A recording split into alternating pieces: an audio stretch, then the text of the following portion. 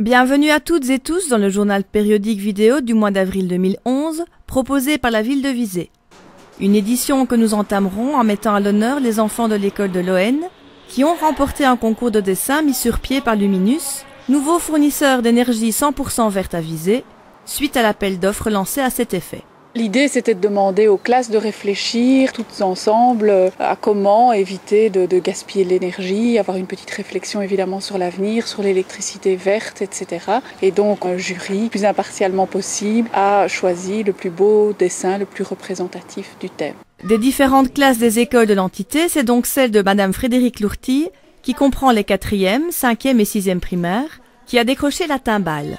Si tous les enfants et classes participants ont reçu l'une ou l'autre récompense, les classes gagnantes en recevront bien entendu davantage. Elles partiront une journée à Chevetogne, mais juste avant ça, elles iront voir ce qu'est réellement un parc éolien. Le dernier vendredi d'avril, c'est à l'échelle à Poisson de l'X que se sont rendues différentes classes de l'entité. Une demi-journée enrichissante qui leur a permis de comprendre comment fonctionne cette installation, pourquoi elle a été mise en place et pourquoi les poissons qui y passent doivent migrer.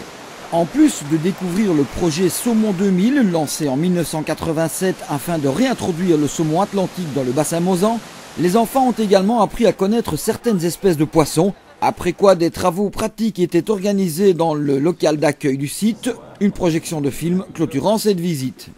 Et d'en arriver aux festivités qui, le retour du beau temps aidant, rythment de plus en plus la vie de Visé et ses communes avoisinantes.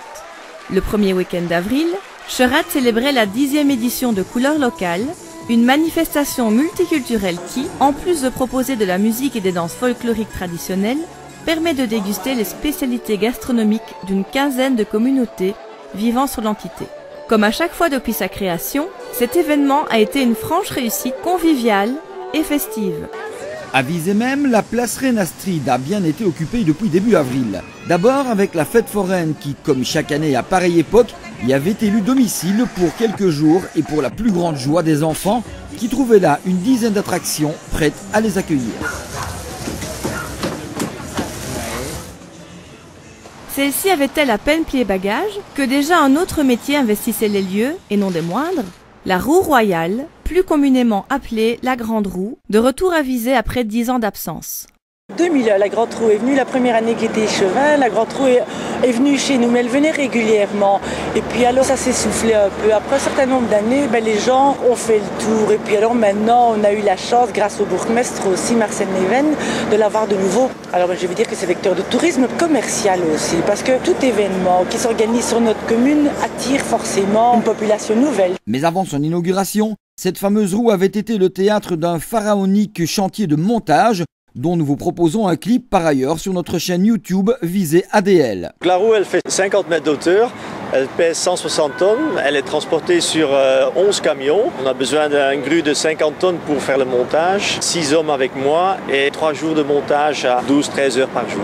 Et pour son retour, la Grande Roue a été le témoin d'une primeur sous forme d'un village d'une trentaine de chalets pour une première organisation des apéros festifs qui, avec la complicité opportune d'une météo pour le moins estivale, s'est transformée en totale réussite.